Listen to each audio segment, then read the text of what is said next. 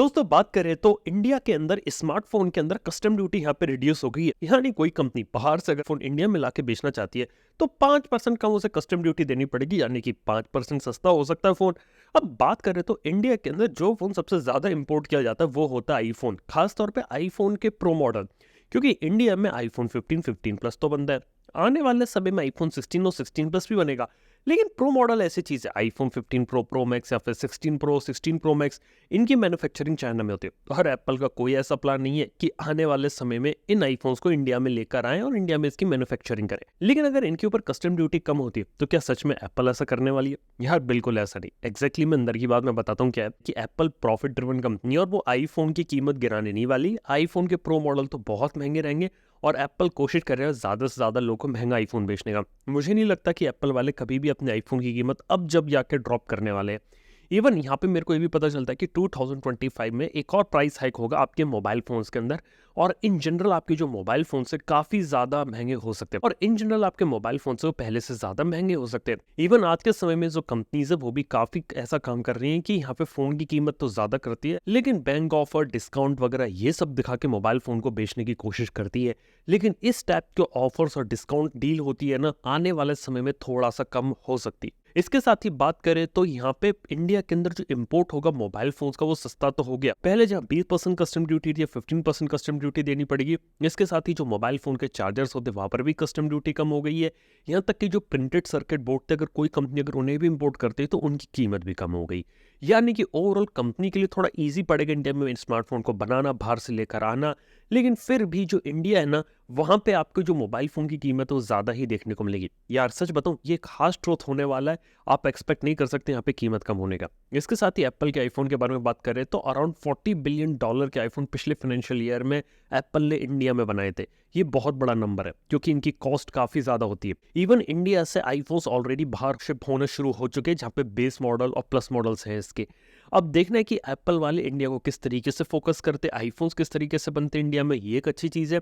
इसके साथ ही बात करें तो बाकी सारी जो कंपनीज है वो आज के समय में जो इंपोर्ट करके लाती थी फोन्स वो बहुत कम हो चुका है। इवन इंडिया में S24 अल्ट्रा भी इंडिया में बनता है और फोल्ड 6 फ्लिप 6 भी इंडिया में बन रहा है। तो ऐसे महंगा प्रीमियम फोन जब इंडिया में बन रहे हो, इंडिया में तकरीबन 200 से ज्यादा स्मार्टफोन की फैक्ट्रीज है जहाँ पे फोन की असेंबलिंग होती है। ओवरऑल बात करें तो सरप्राइजिंग चीज लग रही है कि अब स्मार्टफोन वाली इंडस्ट्री में एक और बड़ा मेजर शिफ्ट यहाँ पर आने वाला है। इसी के साथ ही बात करें तो लास्ट वीक एक काफी इंटरेस्टिंग चीज हुई थी, वो था माइक्रोसॉफ्ट विंडोज के अंदर ब्लू स्क्रीन ऑफ डेथ। यानी कि ब्लू स्क्रीन ऑफ डेथ की एक ऐसी एरर आ गई थी जिसने पूरी दुनिया को हिला दिया था। काफी सारे कॉर्पोरेट सेक्टर के अंदर इस चीज को ऑब्जर्व किया गया था। अब बेसिकली बात है कि नॉर्मल कंज्यूमर ने इस चीज को शायद ऑब्जर्व ना किया हो, लेकिन कॉर्पोरेट जो एंटरप्राइज होती है वहां पे इसको ऑब्जर्व किया गया था। क्राउड स्ट्राइक एक सिक्योरिटी एजेंसी है, पैच निकाला था, सिक्योरिटी अपडेट निकाला था, जिस कारण से दुनिया भर के काफी सारे कंप्यूटर्स में जो अपडेट गया वहां से डायरेक्टली जो विंडोज थे वो क्रैश होने लगे।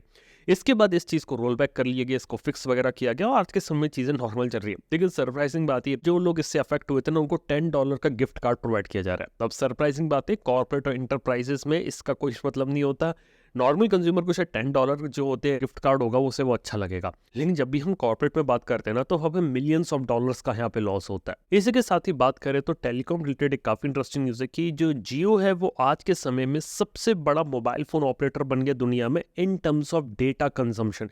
यानी कि जियो के पास आज के समय में जो डेटा वो जो हैंडल करता है, जो अमाउंट ऑफ डेटा हैंडल करता है, वो दुनिया में आज के समय में सबसे ज्यादा है। इसके साथ कि वर्ल्ड के अंदर वो 3rd नंबर की लार्जेस्ट टेलीकॉम कंपनी भी है, और इंडिया के अंदर सबसे ज्यादा टावर, सबसे बड़ा पेनिट्रेशन आज के समय में जियो का है। जियो ने अपनी एक अलग मोनोपोली इंडिया के अंदर बना ली है और उसको वो सस्टेन कर रहा है। एयरटेल भी अच्छा काम करता है इंडिया में, लेकिन एयरटेल की प्रेजेंस इंडिया के साथ साथ ग्लोबल मार्केट में भी है, जिस कारण से बाहर की कुछ कंट्रीज में भी वो अच्छे तरीके से डोमिनेट करता है। तो हाँ, इंडिया की टेलीकॉम कंपनीज डोमिनेट करती है और डेटा बहुत ज्यादा हैंडल करती है। बस प्रॉब्लम है कि यार रिचार्जेस के प्लान अब महंगे कर दिए, अब कहीं देख के नहीं लग रहा कि दोबारा से कभी सस्ते होंगे। और एक और प्रेडिक्शन कहता है कि 1-1.5 साल में एक और प्राइस हाइक मोबाइल फोन के प्राइसेस में आ सकता है। इसके साथ ही बात करना चाहूंगा BSNL के बारे में। पिछले कुछ समय में काफी ज्यादा हाइप में है, लेकिन BSNL के जो प्लान्स होते हैं आज के समय में सबसे सस्ते हैं। एक बात बताऊं, BSNL यहाँ पे सस्ता तो रहेगा, लेकिन BSNL के अंदर अभी भी 4G हर जगह नहीं है, क्योंकि BSNL ने ऐसा बोला है कि यहाँ पे 2025 में अपना 4G इंट्रोड्यूस करेंगे पैन इंडिया। अब पहले बोला गया था 2023 तक आएगा, फिर बोला गया 2024 में पैन इंडिया कर देंगे, और 2025 बोली जा रही है डेट जहाँ 4G आएगा। अब सरप्राइजिंग बात है कि 2016 में ऑलरेडी पूरा इंडिया 4G हो चुका है। जब जियो का रिवोल्यूशन आया था, और BSNL वाले 2025 तक का वेट कर रहे पूरे इंडिया को 4G करने का, और उसके बाद यहाँ पे बात होगी 5G की। तो हाँ, टेक्नोलॉजिकली वाइज अभी भी थोड़ा पीछे, इन्हें थोड़ा स्पीड दिखाने की जरूरत है। और BSNL के बारे में एक बात है कि इनको अभी गवर्नमेंट से पैकेज मिला है 82,000 करोड़ का, जहां पे ये लोग एलोकेट कर सकते हैं इस बजट को अपने फास्ट 4G डिप्लॉयमेंट के अंदर, 5G के अंदर, और आने वाली फ्यूचर टेक्नोलॉजीज के अंदर, और पीछे का जो बैक एंड होता है ना उसे स्ट्रॉन्ग कर सकते हैं। देखने वाली बात है कि BSNL के साथ क्या रहता है, लेकिन हाल फिलहाल BSNL काफी तेजी से आगे बढ़ रहा है। Already 5G ready SIM cards को भी वो इंट्रोड्यूस यहाँ पे कर रहा है। तो हाँ यार, BSNL के पास एक मौका है, अगर अच्छे तरीके से काम करे, टाइम पे अगर ये लोग चीजें कंप्लीट करे ना, एयरटेल, वोडाफोन आइडिया, जियो के लिए एक अच्छा कॉम्पिटिशन बन सकता है। और हाल फिलहाल देखा है तो तकरीबन 25 लाख नए कस्टमर भी BSNL ने जुड़े हैं, तो कुछ पॉजिटिव चीजें तो हो रही है। बस BSNL को थोड़ी सी स्पीड दिखाने की जरूरत है। मतलब इंटरनेट की स्पीड तो ठीक है, लेकिन काम करने में भी अगर स्पीड दिखाएं तो क्या बात होगी। अगली चीज होगी यहाँ पे एप्पल के आईफोन के बारे में। देखो, आईफोन के अंदर आपको पता है कि यहाँ पे जो प्रोसेसर्स होते हैं वो यहाँ पे एप्पल अपना खुद का बनाता है, लेकिन उसके अंदर जो 5G मोडेम होता है वो लोग लेते हैं क्वालकॉम कंपनी से।